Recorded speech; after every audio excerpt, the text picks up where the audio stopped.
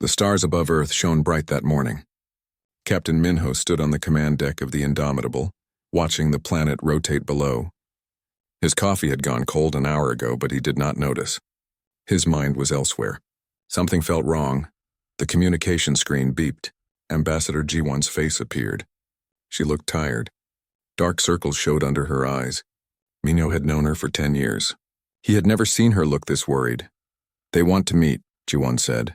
Her voice was quiet. "The Galactic Council. They sent a formal summons. I have to go to Terminus Prime tomorrow." "What do they want?" Minho asked. They did not say. "But Minho, this is not normal. They never summon ambassadors like this. Not unless something big is happening." Minho felt his chest tighten. The Council ruled 43 alien species. They had existed for thousands of years. Humans had joined the galaxy only 50 years ago. In that time, humanity had built 17 colonies. They had grown fast. Too fast, some said. "Be careful," Minho told her. G1 nodded and ended the call. Minho stared at the empty screen. Lieutenant Nari walked up beside him. She was his second in command. Young but smart. "Very smart. Bad news?" Nari asked. "Maybe. Tell the fleet to run system checks. All ships. I want everyone ready." "Ready for what?" "I do not know yet. That is what worries me." 2 days later, G1 stood in the council chamber. The room was massive. It could hold 10,000 beings. Today it was full. Aliens of every shape and size filled the seats. Some had scales. Some had fur. Some looked like clouds of gas. All of them stared at her. At the center sat Overlord Vecris. He was tall, covered in dark red scales with eyes like yellow stones. His species, the Draxons, had led the council for 300 years. He looked down at G1 the way a person might look at an insect. "Ambassador," Vecris said. His voice echoed through the chamber.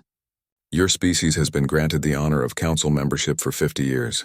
In that time you have taken much. You have built colonies in 16 systems. You have refused to share your fusion technology. You have placed military bases in zones we declared neutral. You have broken the Treaty of the Three Suns." G1 felt thousands of eyes on her.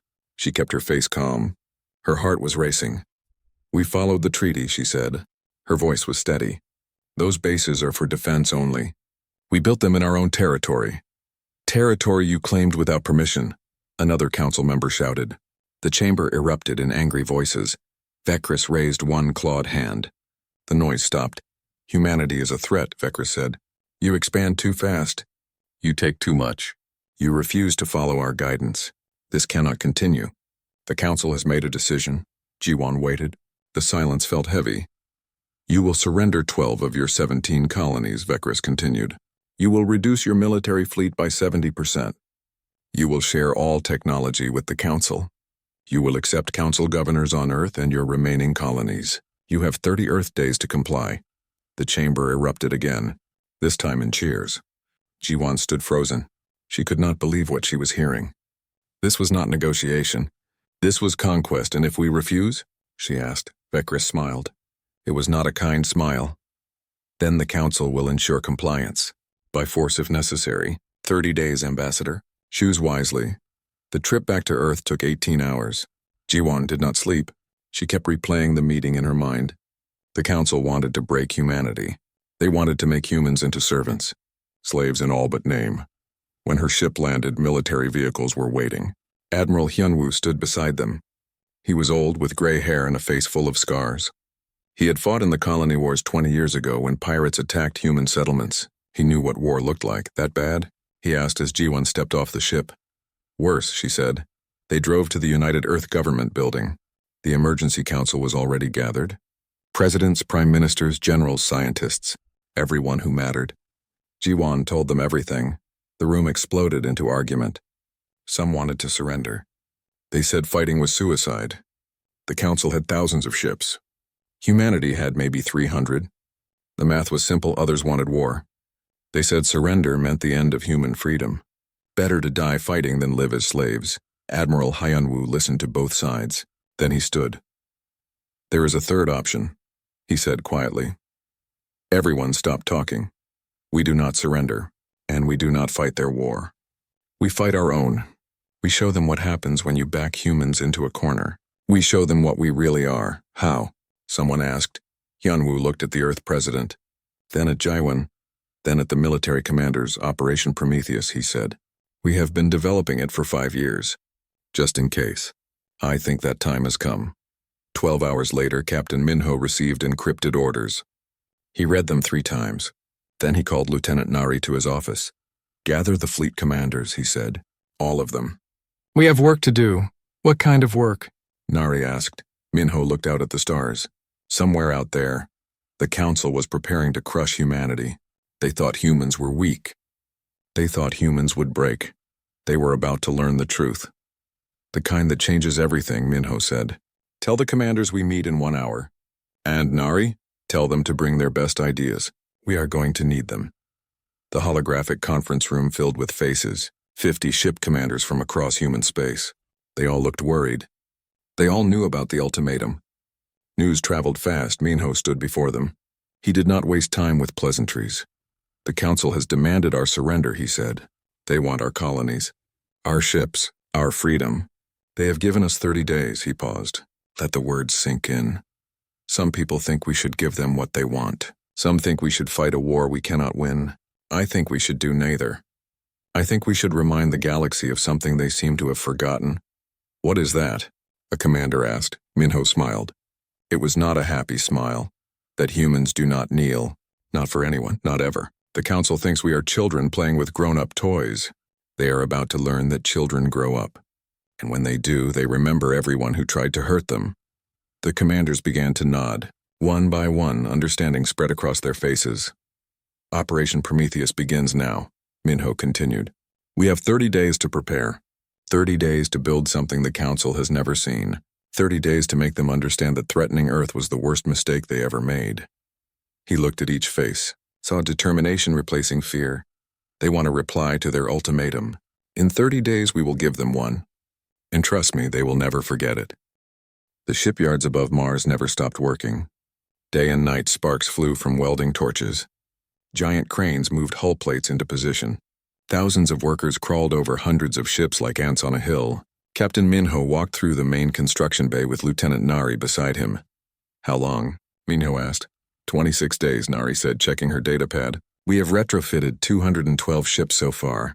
88 to go. Will we make it? If nobody sleeps, maybe." Nari smiled, but her eyes were tired. She had not slept in 30 hours. A foreman ran up to them. His face was covered in grease. "Captain, the new power cores just arrived from Jupiter Station. But we have a problem. 3 of them are damaged. We need replacements. How long to fix them?" 6 days, maybe 7. You have 4. Make it work."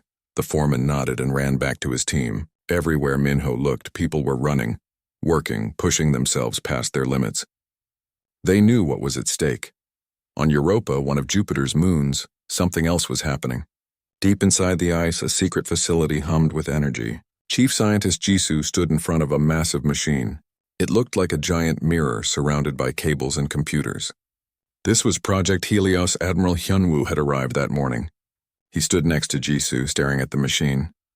"Show me," Hyunwoo said. Jisoo pressed a button. The machine came alive. The mirror began to glow.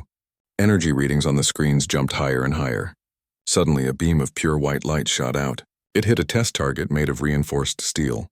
The steel did not just melt. It vanished. Turned to vapor in less than a second.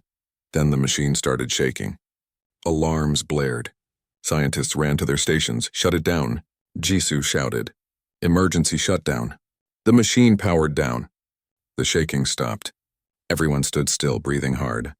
Part of the lab ceiling had cracked. If they had run the test 1 second longer, the whole facility might have collapsed. Hyunwoo looked at Jisoo. Then he smiled. "Perfect," he said. "Now make 300 more." Jisoo stared at him. "Admiral, this machine almost destroyed the lab. We need months of testing before we can. We have 25 days. Make it work, Doctor. Humanity is counting on you." Meanwhile, Ambassador Jiwon was back at the council station. She had returned with counterproposals, questions, requests for clarification, anything to buy time. Every day she delayed was another day for Minho to prepare. Overlord Vekris sat across from her in a private chamber. His yellow eyes studied her face. "You are stalling," he said. "I am negotiating." Jiwon replied calmly. "You gave us 30 days. I am using that time to find a peaceful solution." There is no peaceful solution. Only compliance or consequences. Then why meet with me at all? If the decision is already made. Bekris leaned forward. Because we want you to understand. This is not personal. This is necessary. Your species is too young, too aggressive. You must be controlled before you become a real threat. Controlled, Jiwan repeated. Like slaves, like children, Bekris said. When you mature, perhaps we will give you more freedom. In a few centuries, Jiwan felt anger burn in her chest, but she kept her face neutral. She had learned long ago that showing emotion was showing weakness. I will need more time to discuss this with my government. You have 16 days remaining, not 1 day more. Back on Earth, Lieutenant Nari was working late in the intelligence center. She had been analyzing Council military movements for weeks. What she found made her blood run cold. 3 different Council species had moved invasion fleets near human colonies. Not just a few ships, entire armadas. They were positioned perfectly to attack the moment the deadline passed. She called Minho immediately. It was 3 a.m, but he answered on the first ring. Commanders did not sleep much these days. What is it? Minho asked.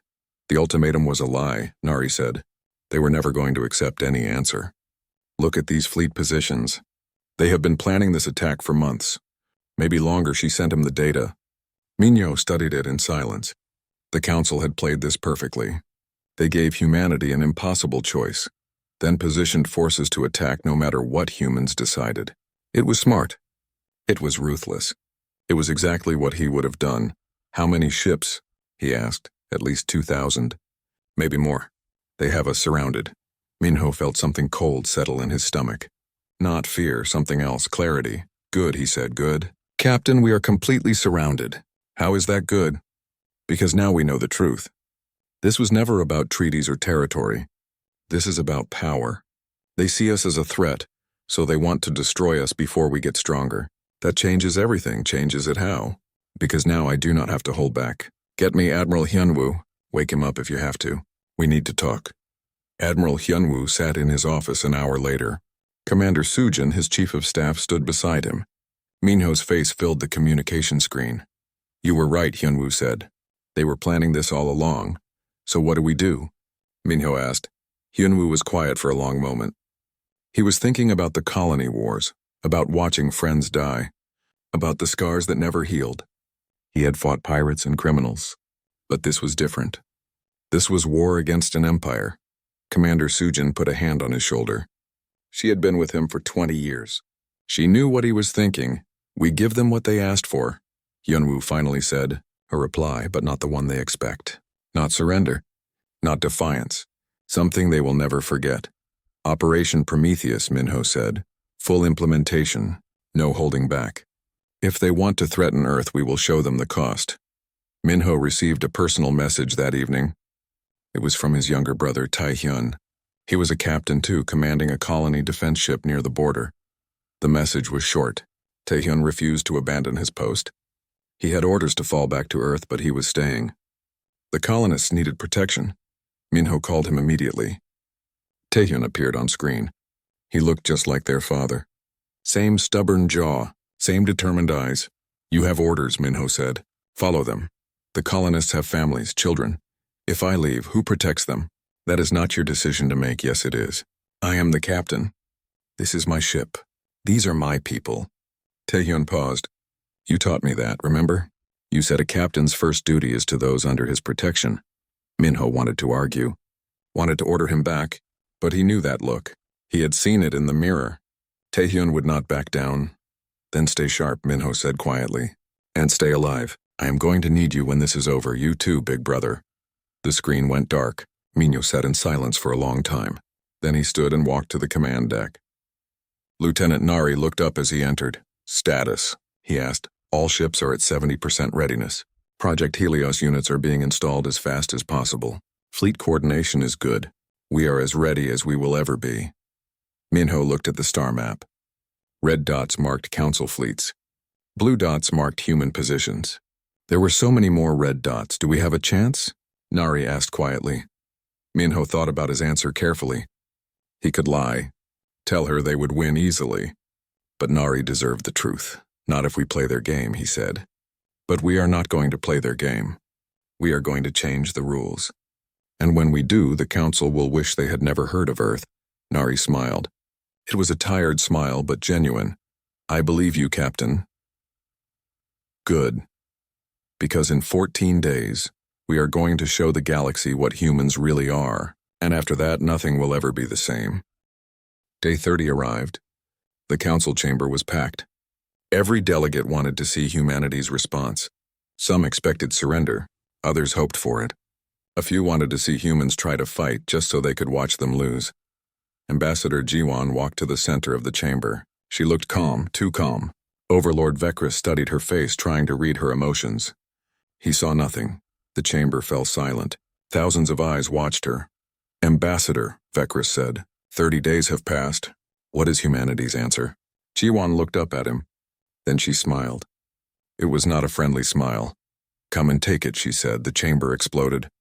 Aliens shouted in rage. Some laughed. Others looked shocked. Vekris raised his hand for silence, but it took several minutes. When the noise finally died down, he spoke. You have chosen war. So be it, the council will. He stopped. Every screen in the chamber had gone dark. Then they all lit up at once. Captain Minho's face appeared on every display. Good morning, Minho said. His voice was calm, almost casual. I have a message for the Galactic Council, and for every species listening across the galaxy. You asked for humanity's reply. Here it is. At that exact moment, across 12 star systems, human forces moved. Every council monitoring station went dark. Not destroyed, just disabled. Every intelligence outpost found itself boarded by human marines. In orbit around a council military base, a council battleship suddenly lost power. Lights went out. Engines died. Weapon systems failed. Before the crew could react, human boarding shuttles attached to the hull. Marines poured through the airlocks. The council commander reached for his sidearm. A human marine pointed a weapon at him. The commander froze. Do not move, Lieutenant Nari said. She walked onto the bridge, calm and professional. We are not here to kill you. We are here to send a message. What message? The commander asked. That we could have destroyed you. That we chose not to. Remember that. The Marines worked fast. They removed every weapon from the ship. Every missile. Every gun. Then they left. The whole operation took 12 minutes. The same scene played out across human space. 50 council ships were boarded. All were disarmed. None were destroyed. Not one council soldier was killed. But the message was clear. Humans could have killed them all. They chose mercy. Back in the council chamber, Minho continued speaking. You threatened Earth. You demanded our surrender. You positioned invasion fleets around our colonies. You thought we would not notice. You thought we would be too afraid to act. You were wrong. The screens changed. They now showed technical specifications. Weapons designs. Fusion reactor blueprints. Advanced propulsion systems. Every secret technology humanity had developed. These are the technologies you wanted, Minho said.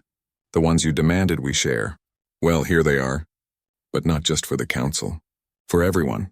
Every species in the galaxy can now access these files. Free. No restrictions. The chamber went silent. Council members stared at the screens in horror. They understood immediately what this meant. Their technological advantage was gone. Every client species they had oppressed now had access to the same weapons. The balance of power had just shattered. Minho's face reappeared. You wanted to control us, to make us weak. Instead, we have made you equal. Every species now has the tools to defend themselves. From pirates, from invaders, from anyone who tries to dominate them. He paused. Let the words sink in. You have a choice now. You can try to attack Earth. But know this. We did not destroy your ships today because we wanted to show mercy. Next time we will not be so kind. Your fleets are surrounded. Your bases are mapped. Your weaknesses are known. If you want war, you will lose. Not because you are weak, but because we have already won. The screen went black. Then one final message appeared. Simple white text on black. Peace is equals. Or war is enemies. Choose wisely. You will not get another chance. The screens went dark. The chamber erupted into chaos. Across the galaxy, billions watched humanity's broadcast. On oppressed worlds, people wept with joy. Finally, they had hope. Finally, they had weapons to fight back. On a mining world controlled by the Council, workers gathered around screens. They had been slaves in all but name for 3 generations. Now they watched as the technical files downloaded. One old worker turned to his grandson. "What does this mean, grandfather?" the boy asked. The old man smiled through his tears. "It means we are free." In the council chamber, Overlord Vecris stood frozen. He understood what had happened. Humanity had not just refused to surrender. They had destroyed the entire system. The council's power came from controlling technology. Now that control was gone, some council members were shouting for war. Others were calling for emergency sessions. A few were already leaving, rushing back to their homeworlds. They knew what was coming: rebellions, uprisings, the end of the old order. Ambassador G1 stood quietly in the center of the chaos. A council delegate approached her. It was a female alien from one of the smaller species. She had always been kind to G1. "You have destroyed us," the delegate said quietly. "No," G1 replied. "We destroyed your empire. Your people will survive. They might even thrive. But the old council? The one that ruled through fear and force? That is gone. What happens now?" G1 looked around the chamber. "At the chaos. At the fear. At the rage now? Now you decide if you want to build something better, or if you want to watch everything burn. The choice is yours." On Earth, Captain Minho stood on the bridge of the Indomitable. Around him, his crew worked quietly. The operation had gone perfectly. Every target hit. Every objective achieved. 0 casualties on either side. Lieutenant Nari walked up beside him. "All teams reporting success, Captain. The Council fleets are completely disarmed. They did not even have time to send distress signals. Casualties? 3 minor injuries on our side. None on theirs." Minho nodded. That was important. They had to show strength but also humanity. If they had killed Council soldiers, they would be seen as monsters. Instead, they showed they could win without killing. That was more frightening than any weapon. "What do you think they will do?" Nari asked. "Some will want war, but they cannot win now. We proved that. The smart ones will negotiate. The stubborn ones will try to fight and lose. Either way, the old council is finished. Did we do the right thing?" Mio thought about that. About the workers on mining worlds who now had hope. About the small species who could finally defend themselves. About the children who would grow up free instead of enslaved. "Yes," he said. "We did." A message came through on his personal channel. It was from his brother Taehyun. The text was short, still alive. "Colony safe. What you did was amazing. Proud of you," Minho smiled. Then he opened a channel to the entire fleet. "Attention all ships. This is Captain Minho. Operation Prometheus is complete. We have shown the galaxy what humanity is capable of. Not destruction, not conquest, but something more powerful. The courage to fight for freedom. Not just for ourselves, but for everyone. Well done, all of you. Now prepare for whatever comes next, because this is not over. This is just the beginning." In Admiral Hyunwoo's office on Earth, the old warrior watched the reports come in. Commander Sujin stood beside him reading the data. "Rebellions are starting on 17 council worlds," she said. 6 species have declared independence. The council is calling emergency sessions, and there are reports of 3 council members requesting private meetings with Ambassador G1. Hyunwoo nodded slowly. He had been a soldier for 40 years. He had seen many battles, but this was something else. This was not just a military victory. This was a revolution. "Did we go too far?" Sujin asked quietly. Hyunwoo looked at her. Then at the screens showing celebrations on liberated worlds. "No, we went exactly far enough. The council thought they could bully us into submission. Instead, we reminded the galaxy of something they had forgotten." "What is that?" "That tyrants only have power as long as their victims stay afraid. We just took away that fear. Now comes the hard part." "What hard part?" "Building something better from the ashes of the old." 3 days after Operation Prometheus, the galaxy was burning. Not with weapons. With change. 23 species had declared independence from the council. Riots broke out on dozens of worlds. The old order was collapsing faster than anyone expected. And in the center of it all, humanity waited. Ambassador G1 sat in a secret meeting room on a neutral station. Across from her sat 3 council members. They represented species that had grown tired of Vecris and his hardline policies. The first delegate spoke. She was an insect-like being with 4 arms and compound eyes. "You have destroyed the council," she said. Her voice carried no anger. "Just fact, the council destroyed itself," G1 replied. "We just showed everyone the cracks." A second delegate, A being made of crystalline structures that glowed softly spoke next. Overlord Vecris is calling for total war. He wants to destroy Earth before more species rebel, but he cannot get enough support. The council is split. How split? Jiwan asked. 14 species support him, 12 oppose. The rest are undecided or have left entirely. The third delegate was a bird-like creature with silver feathers. We need your help. Our help? To build something new. The old council is dead even if Vecris refuses to accept it. But we need structure, order. Without it, the galaxy will fall into chaos. Jiwan leaned back. This was the opening she had hoped for. But she had to be careful. What are you proposing? A new government. A federation, equal representation, no single species in control. And we want humanity as a founding member. Why us? We just destroyed your government. Exactly, the insect delegate said. You had the power to conquer us.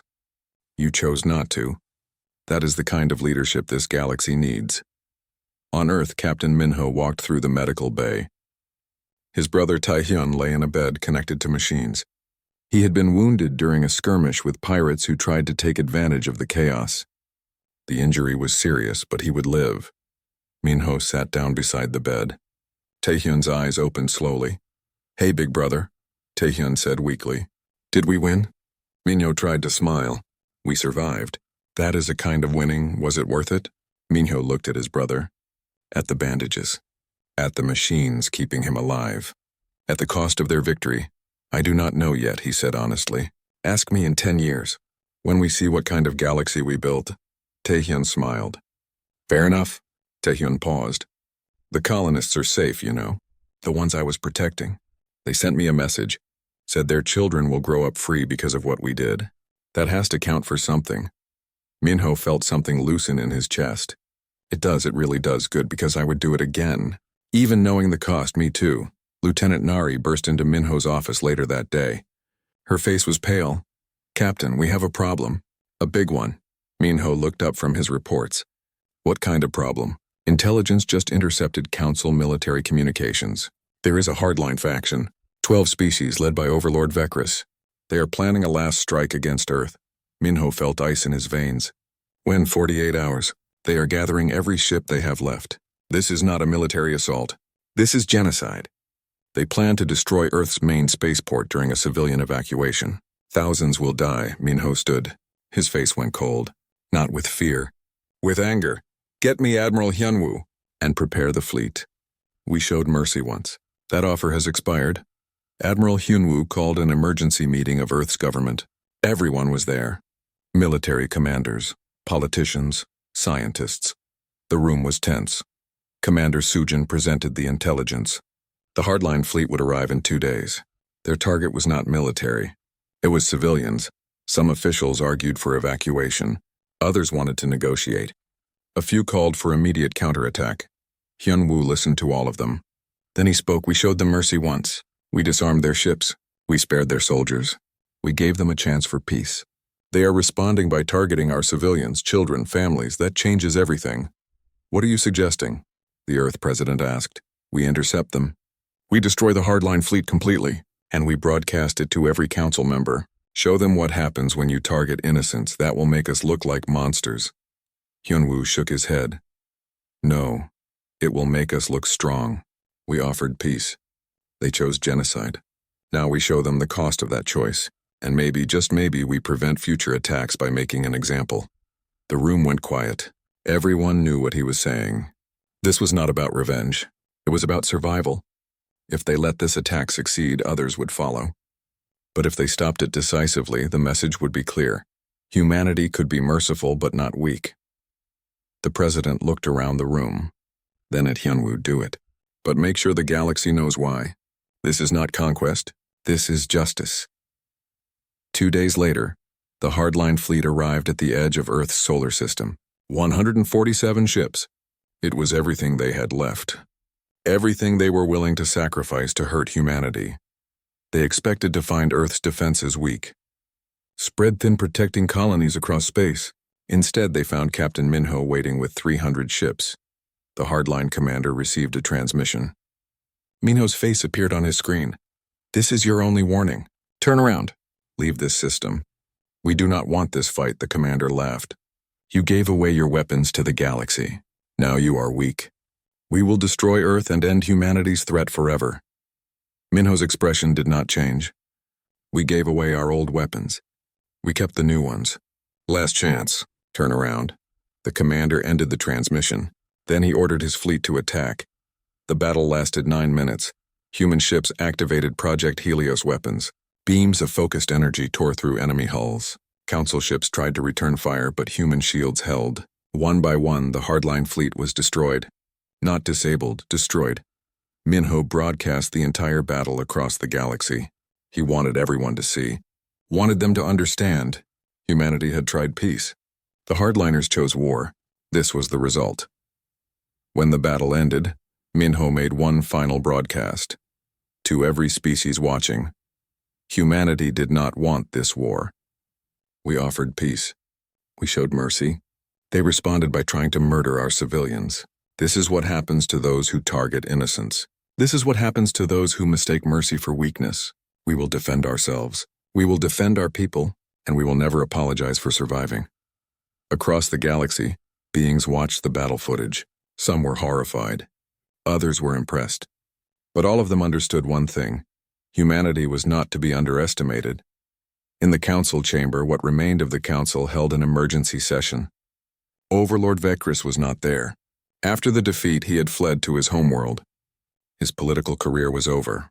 The remaining council members voted. The result was unanimous. Remove Vecris from power. Accept humanity's terms.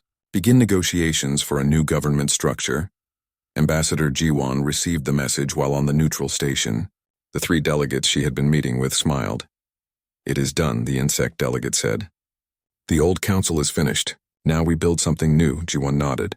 But she did not smile. Too many had died. Too much had been destroyed. Yes, they had won. But the cost was high. Are you not happy? The crystalline delegate asked. I am relieved. Happy? I will be happy when we build something worth the sacrifice.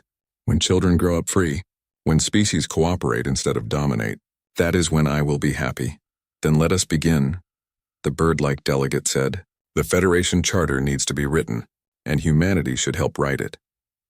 On Earth, Admiral Hyunwoo stood in his office. Commander Sujin brought him the final casualty reports. 0 human deaths in the battle. The hardline fleet had been completely destroyed. 12,000 enemy casualties. Hyunwoo read the numbers. 12,000 beings dead. He felt the weight of every single one. They chose this, Sujin said quietly, seeing his expression. They were coming to kill civilians, children. You saved thousands of human lives, I know. But that does not make it easier. You are a good man. A good man should feel the weight of such decisions. Hyunwoo looked at her. After 40 years of fighting, he was tired. Tired of war. Tired of death. Ready for something different. I think it is time, he said. Time for what? To retire. Let someone younger take over. Someone like Captain Minho. Someone who can help build instead of destroy. Sujin smiled. You have earned it. More than earned it. That night, Captain Minho stood on the observation deck of the Indomitable. Lieutenant Nari found him there, staring out at the stars. Thinking about the battle? She asked, thinking about everything. About how we got here. About what comes next. Do you regret it? Minho was quiet for a long moment. No. But I wish it had not been necessary. I wish the council had chosen peace, but they did not. No, they did not. So we had to show them the cost of their choice, and now we see if we can build something better.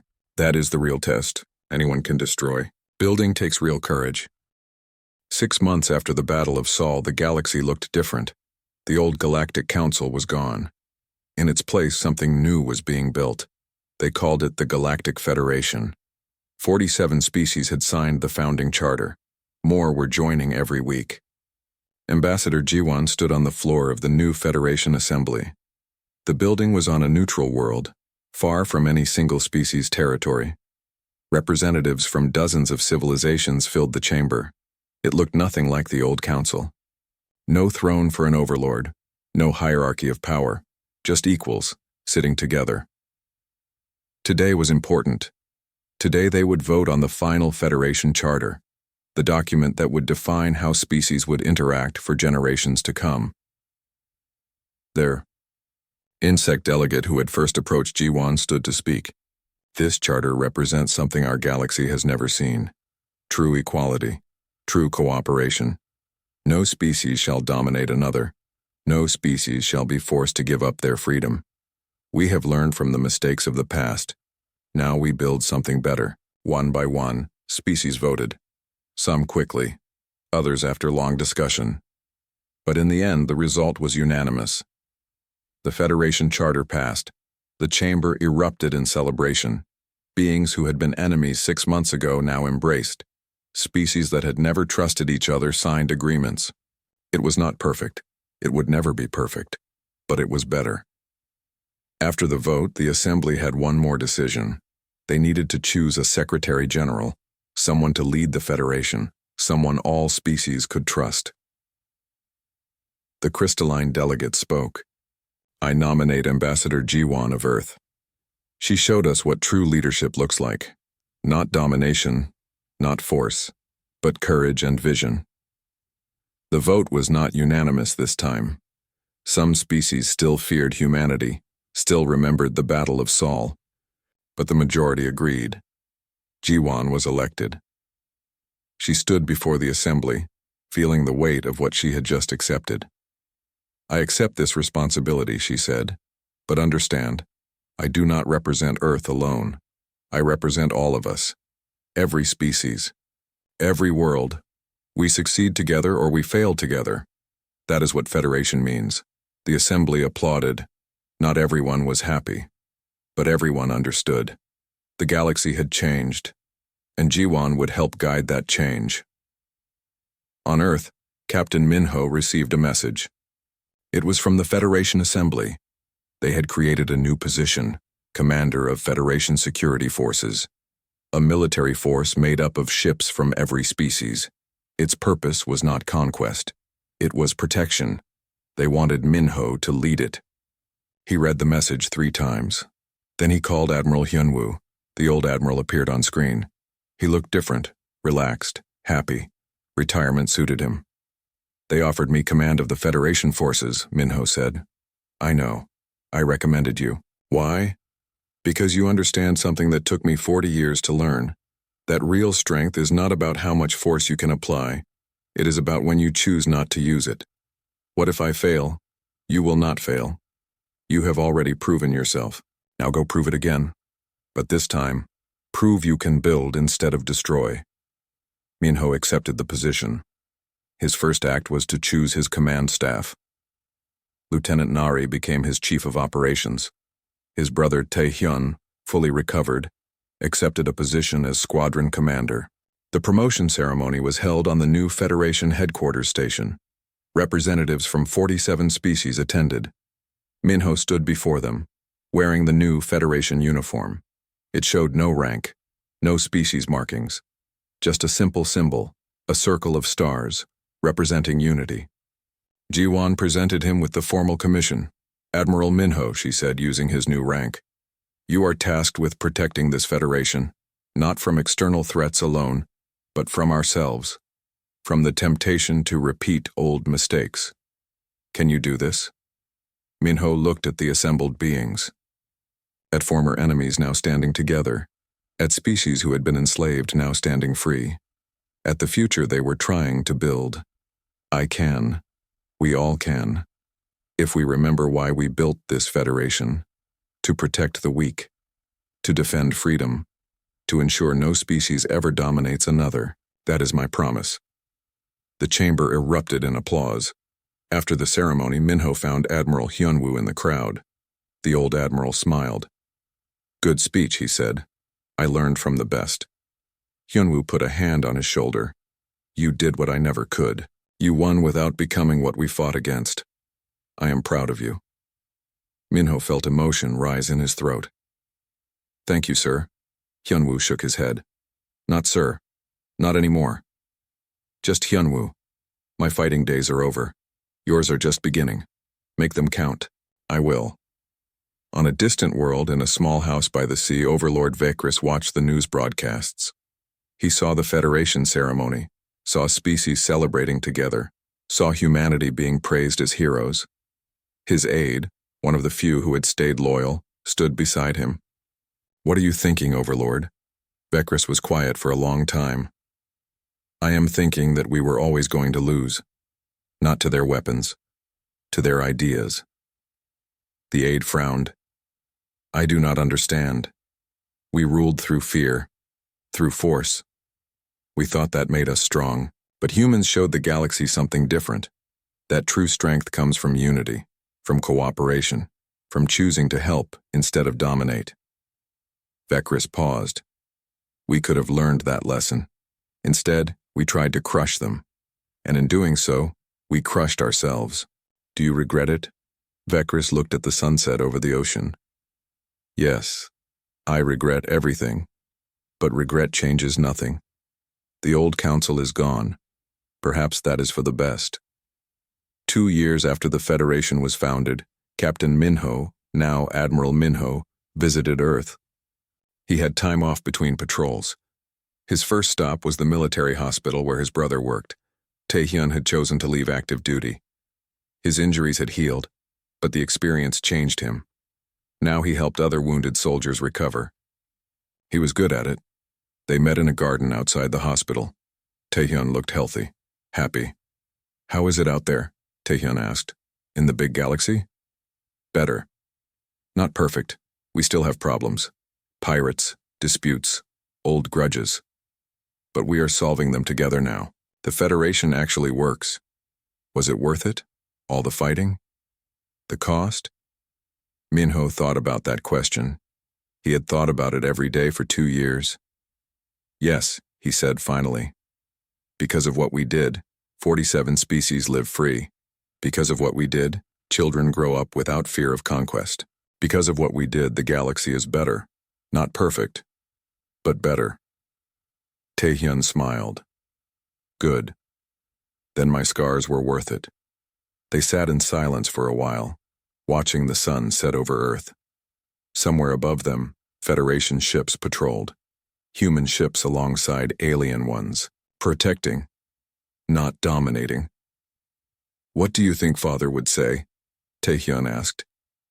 "If he could see us now," Minho smiled, "he would say we did good. That we stood up when it mattered. That we protected those who could not protect themselves. That we made him proud." "I think so too." 5 years after the Federation was founded, Ambassador Jiwon, now Secretary General Jiwon, gave a speech at the annual Federation Assembly. The assembly had grown. 73 species were now members. More applied every month. She stood before the massive chamber looking at faces of every shape and color. 5 years ago, the galaxy was ruled by fear. Species dominated others. The strong crushed the weak. We all accepted it because we thought there was no other way. She paused. Let her words sink in. Then humanity made a choice. We refused to accept that system. We refused to kneel. And when the old council tried to force us, we showed the galaxy something new. That strength and cooperation are not opposites. That we can be strong without being cruel. That we can defend ourselves without becoming tyrants. The chamber was silent. Everyone listening. Today, this federation represents 73 species. Tomorrow, it might be 80. Next year, 100. We are not perfect. We still have disputes, still have problems. But we solve them together, as equals. That is what makes us strong. She looked directly at the human delegation, at Admiral Minho sitting among them. Humanity was tested. The council demanded our surrender. They threatened our extinction. They thought we would break. Instead, we showed them what humans really are. Not conquerors, not destroyers, but builders, defenders, protectors of freedom for all who seek it. The chamber erupted in applause. That night, Minho stood on the observation deck of his flagship. It was not the Indomitable anymore. That ship had been retired, placed in a museum. His new ship was called Unity. It was twice the size and carried a crew from 12 different species. Lieutenant Nari found him there. She was still his chief of operations, still his closest advisor. Thinking about the old days? She asked. Always. You never forget a war, even when you win. No regrets? Minho thought about that, about the lives lost, about the destruction, about the cost of their choices. I regret the deaths, all of them, ours and theirs. But I do not regret what we fought for. Freedom is worth the cost. Always. Nari smiled. The captain I met 5 years ago would not have said that. He would have said victory is worth the cost. The captain you met 5 years ago was younger, less wise. He thought winning was everything. Now I know better. Winning is easy. Building something after the victory, that is hard. And we are building it, yes, together. That is the real victory. They stood in comfortable silence watching the stars. Somewhere out there, former council worlds were rebuilding. Former slaves were living free. Former enemies were becoming friends.